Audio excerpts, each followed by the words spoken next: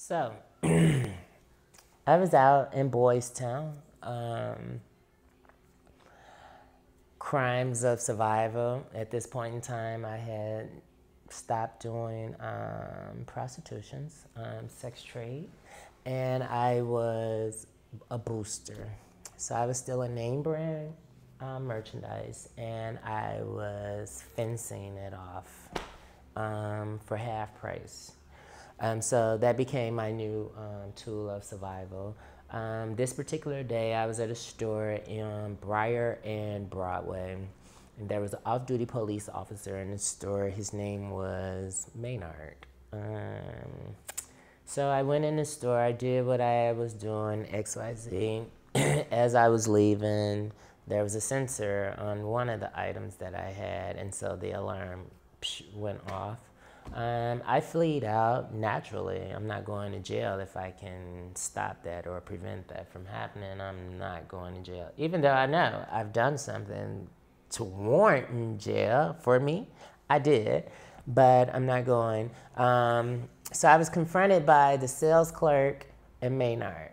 The sales clerk was like, hey, I need the merchandise back and you can just get gone. And I was like, fine, that's a good deal.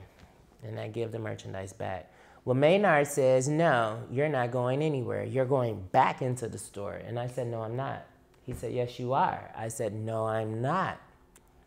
The lady said, give me the merchandise back and you get gone. And he's like, no, you're going back in the store. And he started to pull me. And from that moment, that's when it just got out of control. Because when he started to pull me, I resisted. And he took me and whirled me into the streets, moving traffic. I was almost ran over by a vehicle. The lady swerved around me. He came, met me in the streets with his gun, and bam, he began to beat me upside the head in the face with the butt of his pistol. So this broke out. I tried to bite him on his leg.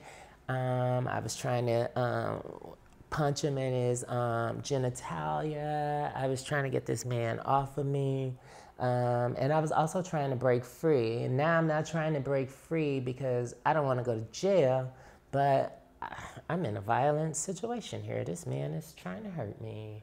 And I don't want to hurt him because I know that if I hurt this man, I'm definitely going to jail. This is a white man, and I do have a background, and I'm trans, and I can't afford a lawyer. So all those things are a thought. So I get up. Somehow I was able, when I bit his leg, I pushed him, and he went over stumbling.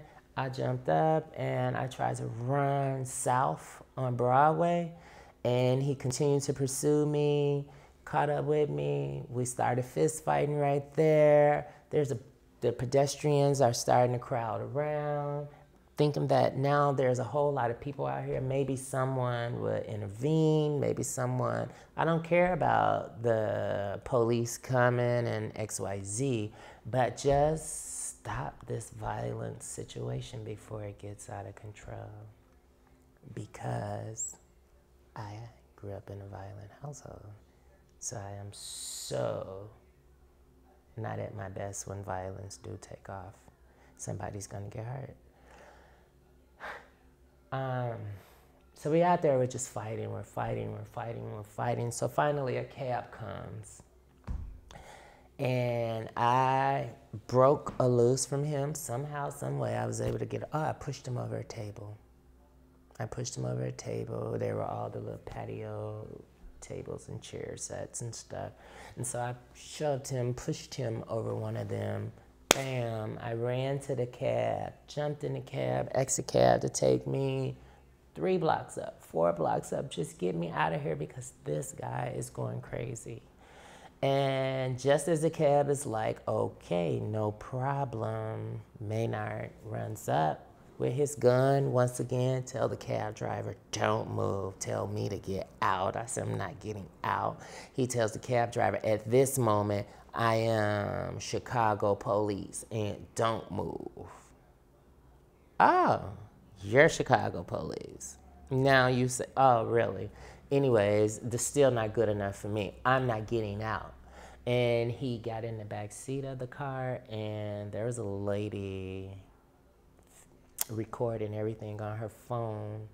So when he got into the back seat of the car, bam, it was the fight. And all you can see from her footage was the cab bouncing literally up and down because we were in that back seat. We were rumbling. And bam, out of the blue was a gunshot. And from her footage, you can see the smoke come out of the window, the back window. And now it's just a still of silence. You don't hear nothing. All you hear is silence. And no one was shot. Maynard said I shot the gun. I said Maynard shot the gun. DNA ballistic gunpowder test said that I didn't shoot the gun. My fingerprints were not there. But I was charged with attempted murder, ag bad on a police officer, disarming, discharging, oh my God, yeah. So I ended up being pulled out the car by other police officers because now the traffic has gotten so congested that traffic is bagged up front and back, sideways, just like blocks, literally. It's at a standstill. Now this has become a crime scene, so it's even worse now. People couldn't pass if they wanted to. The police drugged me out the car, drugged me out the cab. They said that she needs medical attention because I was bleeding, and they thought that I was bleeding from the gunshot, but I wasn't bleeding from the gunshot. I was bleeding from him pistol whipping me in the beginning. He pistol whipped me so bad that my mugshot picture is so hideous. I look beyond recognition. And I said one day I want to get into such a great, powerful place that I can use that mugshot in one of my presentations because I feel like it's so critical. It needs to be seen. Anyways, they put me in the ambulance. Once I got in the ambulance had all the details that it was a situation between a transgender woman of color and a Chicago police officer. So when I got in the ambulance, when they put me in the ambulance, torture began. They started putting pails over my head and beating them like that.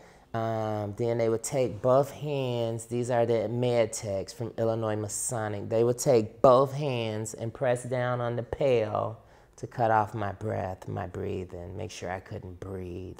Then they started saying, we're going to use a 16 or 24 gauge needle to give her IV. Which one? And so this became a game of which one were they going to use, and they just kept poking me. They even poked my genitalia with those needles. So I was severely tortured inside the ambulance, which was very disturbing for me. Went to the emergency room. Everybody was so all into what was going on with the cop, what happened, blah, blah, blah, treating him. So they said that, oh, yeah, you bit him. Oh, yeah, the doctor said, well, I'm sure she's HIV positive. She's a trans woman. And just because the doctor said it, it became a charge. Just because the doctor said it, it became a charge. And so now there's the criminal transmission of HIV on a Chicago police officer.